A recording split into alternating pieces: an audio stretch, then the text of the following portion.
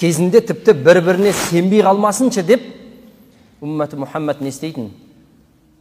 Бір-біріне сенбейді екен үмметі Мұхаммед деген сөз тарамасын деп танымайтын адамына кепілдік берілетін еді. Омар радиаллаху анхудың заманында болады.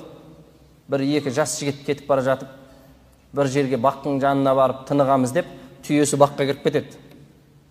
Баққа кіріп, жаңа бақты жеп, тасталқан шығарып атқан кезде бақтың иесі ашуланып таспен алып түйеге лақтырса, түйенің басына тиіп құлап өледі. Ажалды қараң. Әйтпесе алып түйе бір тасқа өле ма? Ашуы келіп, бұлар түйенің иесі жап-жас бала алып тасты алып оны ұрса, ол да құлап өледі. Балдары ұстап алып, қазының алдына алып кеп, қанға қан дейді. Түйеге бола бір адамды өлтіре ма? Әдейі өлтірген жоқпыз, осылай болды. Өлтіреміз. Әлгі үлкен айтады. Әкем қайтыс болып бір жерге аманат қалдырған еді, мен соны барып, сол дүниені алып, інеме беріп қайтайын.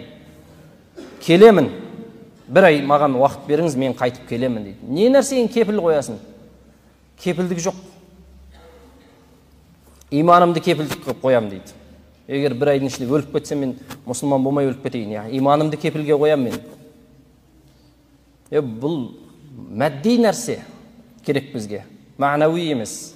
Материалды нәрсе болу керек кепілдікке тұратын. Немесе біреуді қойып кетуің керек. Әлгі жігітке сол жер тұрған Абу Дарда кепілдік болады.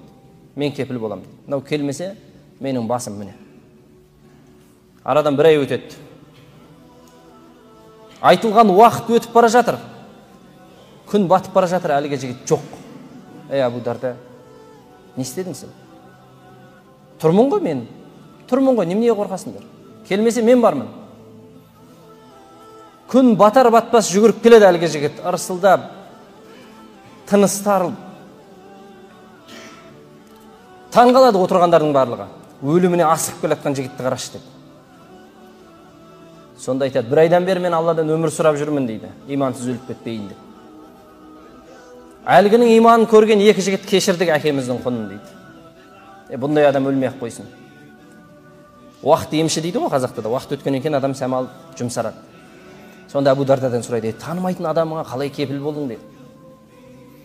Сонда Абу Дарда айтады, мен мына сөздің таралып кетуінен қорықтым дейді. Үмметі Мұхаммед пайғамбарлары көп өтпестен, өмірден өткенде көп болған жоқ әлі, бір-біріне сенуден қалған екен деп. Осы сөздің таралып кетуінен қорықтым дейді. Бір-біріне сенбейтін болыпты үмметі Мұхаммед деген сөз таралама деп қорықтым дейді. Бүгінгі таңда бір-біріне сәлем бермейтін халге түсіп қалды үмметі Мұхаммед.